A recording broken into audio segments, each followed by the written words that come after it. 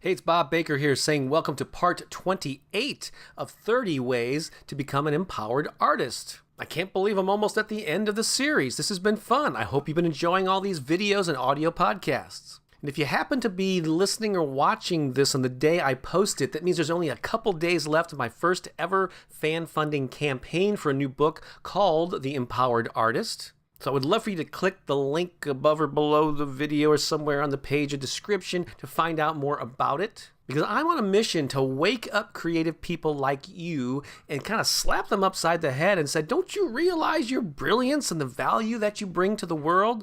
Stop selling yourself short. Wake up! And this book and this movement is just one way that I'm doing that. So please click the link to find out more about it because time's about to run out. So in this segment, I want to talk about a really important thing. It's about goal setting. It's about getting things done. It's about being productive and effective. It's also about living a fulfilling life. So that's a lot of ground to cover in one short video or audio, but I'm going to do it anyway. So let me share my perspective on goal setting and to-do lists and life purpose and all this stuff. So basically, when you need to get things done, of course you have to do daily tasks on a regular basis. This is your to-do list kind of stuff. It's the busy work of our day-to-day lives. So I'm going to talk about this 3-stage framework, and this sort of busy daily tasks is on the bottom level. This consists of the activities that we do on a daily basis to get things done. It's emails you send, blog posts you write, videos you record, phone calls that you make, errands you run, on and on. And we've got to take these steps every day to make progress in our lives. But this is just the bottom layer. And so the problem is a lot of people sort of get busy doing things, but if it's all random and it's not connected to sort of a bigger picture or goal, you end up doing a lot of stuff, but just spinning your wheels and not making progress. So the thing that makes your sort of bottom level daily tasks work a lot more effectively is when they are attached to specific goals. And that's what is at the second layer of this 3-layered framework that I'm talking about. And as you've probably heard before, the most effective goals should be specific and measurable. That means that you should know whether you've reached the goal or fallen short or surpassed it. So saying I want to sell a whole bunch of music downloads or a boatload of books isn't very specific or measurable. How do you know when you've reached boatload status? So that's why it helps to have a number attached and even a deadline. I'd like to sell 200 books by August 1st of such and such a year. So that's specific and measurable. When that date rolls around, you can count up the total and know, oh, I hit the goal. Well, I was a little bit short, or hell, I sold 3 times as many. But for me, specific goals lead to more specific actions that you take to reach the goal.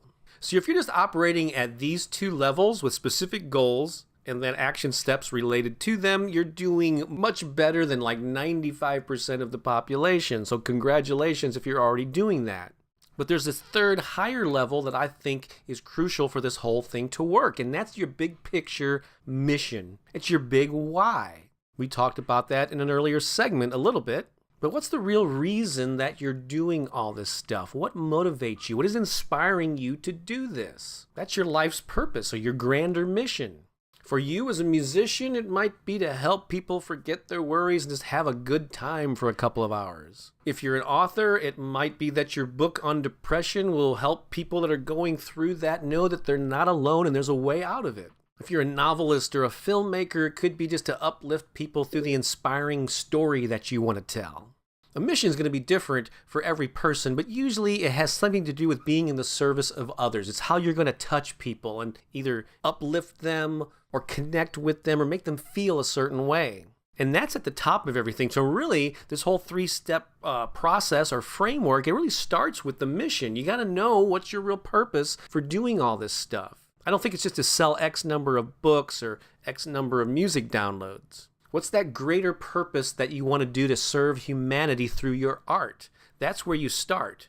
Once you're clear on what that mission and what your purpose is in life, then you set goals based on that mission. What are some specific and measurable milestones that you can hit along the way to serve that purpose so you can reach more and more people? Once you've established what those specific and measurable goals are, then you can figure out the daily and weekly tasks and activities that you need to engage in to be able to reach those goals, which then help you fuel the mission. You see how this works? I'm just going to quickly add a couple of nuances to this, and then we'll wrap this one up. But when it comes to the daily tasks, don't make the mistake of confusing projects from action steps. This is something that I learned from David Allen's book, Getting Things Done. A project consists of multiple steps, multiple actions, like redesigning the website. That's a project. If you put that on your to-do list, you'll feel overwhelmed because there's so many components to it. So instead, on your daily to-do list, only put the next action step on there, like call the designer, choose a template, update the about page, some little specific action that you can get done and not be overwhelmed by. Okay, so don't put projects on your daily to-do list, only the very next action step related to that project. And then when it comes to goals, there's a lot of focus, as I mentioned, on it being specific and measurable. But a key thing I've learned is being flexible. The plans that you create and the goals that you set will evolve over time. As you're getting busy and interacting with the world, you will discover things that you hadn't anticipated that will lead you down new avenues and new opportunities that quite often are even better than the original vision that you had for your art and for your life. So when you have this mission, whatever that is for you, there are many ways that can manifest in the real world. Like, for instance, you might think, oh, I need to be an author to write about this topic to live my mission to help people do this and that. But along the way, you might find that it's more satisfying for you to deliver that as a speaker or as a consultant or in some other manner. You're still living the mission, but the way that it shows up in the world is different than maybe your original intention. And that's okay. And for that to unfold naturally, you've got to be flexible. You've got to be open-minded and not too rigid in your thinking about how your life is going to unfold.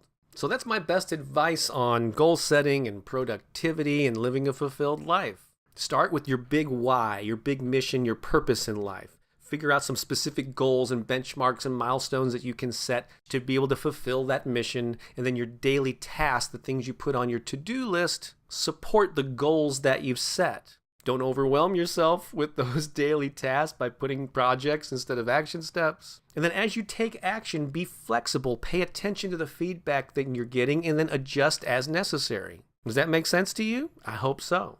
So I think if you follow this advice, you will be well on your way to becoming a more empowered artist. So if you enjoyed this segment, please share it with a creative friend who could really use this information.